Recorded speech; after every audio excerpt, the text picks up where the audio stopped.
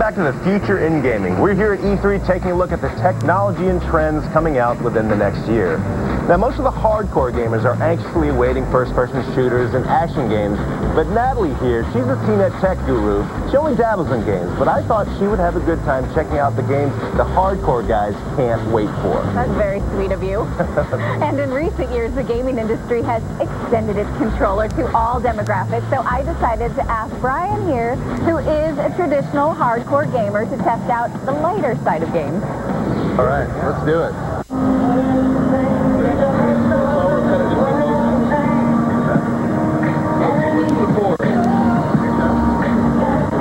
I can't do that. My body doesn't work that way.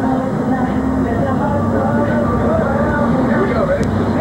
Oh, yeah. Was I red or was I blue? You were red. I was red. Look, it starts the party. Brilliant. That's right. It's like Picasso. It's abstract. I'm a realist. Oh, stupid circles. All that work and I came up with a chicken. Now I'm here at Busy Scissors. I'm going to be doing some hair. Lather her up. There's a little meter on the left that probably tells me how happy she is. She's only slightly had. She's got a straight face. Now she's getting more mad at me. Tell me, you having trouble with your husband? We can fix it with the scissors. That's right. You know what I mean? She is so mad at me right now. Maybe coming all this way was a waste of time. Look at me, of course, no doubt it was a waste of time. Oh, she may not like me as a person, but she's going to like the result. Look at that face. I want to just get her back to, like, moderately. She's actually smiling now. I love it. Hopefully she won't be horrified. Hey, no, it looks good from behind. That's what I'll tell her.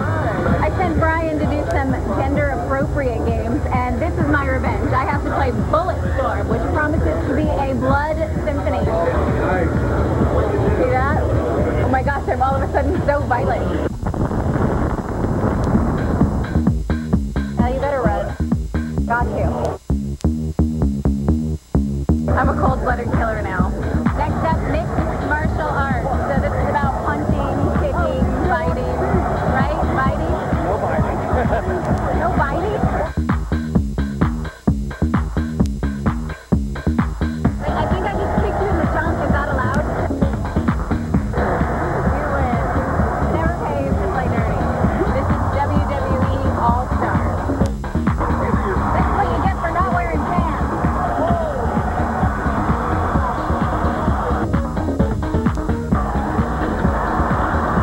Well, we've seen a little bit of guy games, we've seen a little bit of girl games, and my hair, obviously, has never looked better. It looks great. Yeah. Now, it's not about guy games, it's not about girl games, it's about fun games, about games people can play together, and there's no better example than DJ Hero 2. Why don't you say we get on the wheels of steel? Let's do it.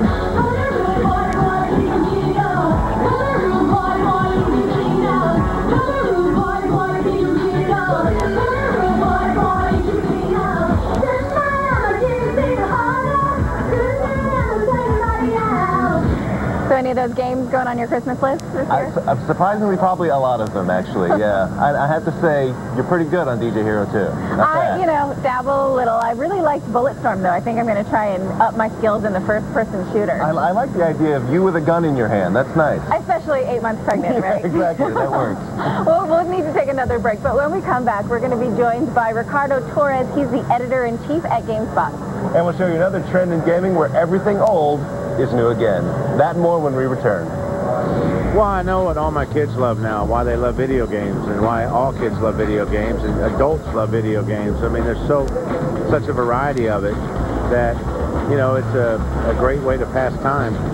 But hopefully this next generation of games, everybody needs to stand up and get some exercise. Welcome back to the future of gaming. We're here at E3 in Los Angeles, and we're on the GameSpot set. And we are joined by the one and only Ricardo Torres. He's the editor-in-chief of GameSpot. Hi guys, hope you guys are enjoying the sights and sounds of E3. Yep. Very much so. So I had the chance to explore the show floor with some old friends. Brian Dietzen and Sean Murray from CBS hit show NCIS came and visited us again, and we tried to see if their roles on TV actually translated into some gaming skills. Hey everybody, it's Ricardo from GameSpot, and I am here at E3 2010. And if you might remember last year, I had Brian Dietzen and Sean Murray here with me. Well, they had so much fun, they had to come back. We're going to take them around the show again. So first up is going to be Twisted Metal. It's right over there. People go around and they each have cars. They just try and kill everything in sight. So it's kind of like it's a real family game. This sounds fantastic. Did you get extra points for running over people?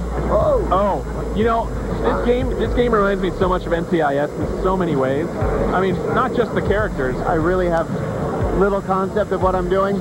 I'm going to say we're both winners. You know what? A tie is a win. Tie is a win. Next, this is PlayStation Move. This is Sports Champions, and you guys are going to beat each other up. That was actually really good, Sean. Thank you. I don't know what I'm doing here, but it's working. I'm going to try and bowl him. Oh, I bowled you. We have Donkey Kong Country Returns. The story's all about recovering stolen bananas. That threw me for a second. I didn't know what we were doing. Oh, you actually both died. So this working together thing, you need to give it some more oomph. There you go. I'm gonna head into that barrel. Or something. All right, now you guys have gotten your gaming groove on. Let's try one more place. It's my favorite game of the show so far. This is Marvel vs. Capcom 3. That was brilliant, sir. All right, so now you know what to ask for Christmas, right? Yeah. Or it's bolted. Just put it down. Put it down. All right, that is your tiny taste of E3. We're going to let you go and not steal things, but enjoy yourself. We're probably going to see them next year. Thank you, Ricardo. We are now joined by Sophia Tong, also from Gamespot, and we're going to talk about some of the hits and misses of the show this year. So let's start with the bad news, and I'm going to go to you for the bad news because you're known for being the guy who's not afraid to speak his mind. So speak your mind. All right, well, we came in hoping to be blown away by Project Natal, and we weren't so much. It was a different kind of blown away. I think it got off on a weird foot with the Cirque du Soleil Natal experience, which was an experience. The name, I don't think, went down very well with people. It was very confusing. And then, you know, the games, they didn't, I mean, chime in people, but I wasn't blown away, right? They're definitely trying to reach a different audience, right? They're not necessarily going after a hardcore contention right out of the box. They're trying to reach families. They're trying to reach different kinds of gamers, which maybe isn't a bad play for them, but it's not necessarily what an E3 crowd wants to see. It feels like they're trying to catch up with Nintendo with all the motion movement, same thing with Sony, but I think Nintendo was a big hit this year with their new games and their lineup. Right, so let's go with some of the good stuff then. I mean, we like Kinect. We're just a little dubious on who and where and how. Yeah, they were a little hazy on hard details, and I think that we did see some great games for it. Child of Eden was beautiful and very cool and funky, and Dance Central from Harmonix. Right. I want to see you play that, Ricardo. That's so not going to happen.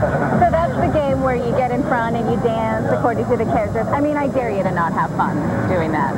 I dare you.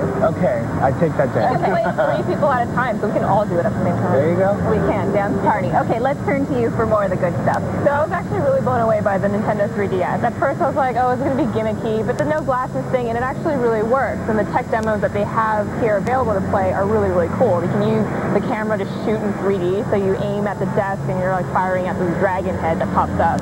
And Kirby's Epic Yarn is also a great game that's on the show floor. It's playable. So Kirby has this new design. It's all like texture based.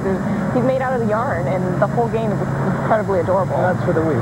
Yes, it's for the Nintendo Wii. It's impressive about Nintendo's press conferences that when their Legend of Zelda game isn't the biggest news coming out Exactly. of it. Yeah. That's funny. Which is a big game. Tell us why. Well, it's a big game because this is a legendary series, and it's been a while since we've seen a Zelda game. The last few maybe have been a little bit underwhelming. I think this is the Zelda game that people have been looking forward to. It's got the Wii. You use the sword and the shield with your Wii remote and nunchuck. It seems like everything you wanted from a Zelda game is here with Skyward Sword. Okay, let's move on to Sony then. What did we think of Sony? Sony kind of got their game back again. They had a lot of really great content, and, you know, kind of after the way that, you know, we saw the PlayStation Move debut at GDC, which was a little underwhelming. We got to see more games where it made sense. Right, You know, that's another show that it was debuted at when? as in March. Okay. You know, and they kept playing up the precision, but we didn't really see anything that highlighted it. But during their press conference, there was a whole sequence where you saw somebody play Tiger Woods. And because that device is able to really track your movements well, you know, it was kind of taking into account your golf swing. And now with PlayStation Plus, they want to be more of your home entertainment console. So is this something that maybe we'll replace with our cable box someday?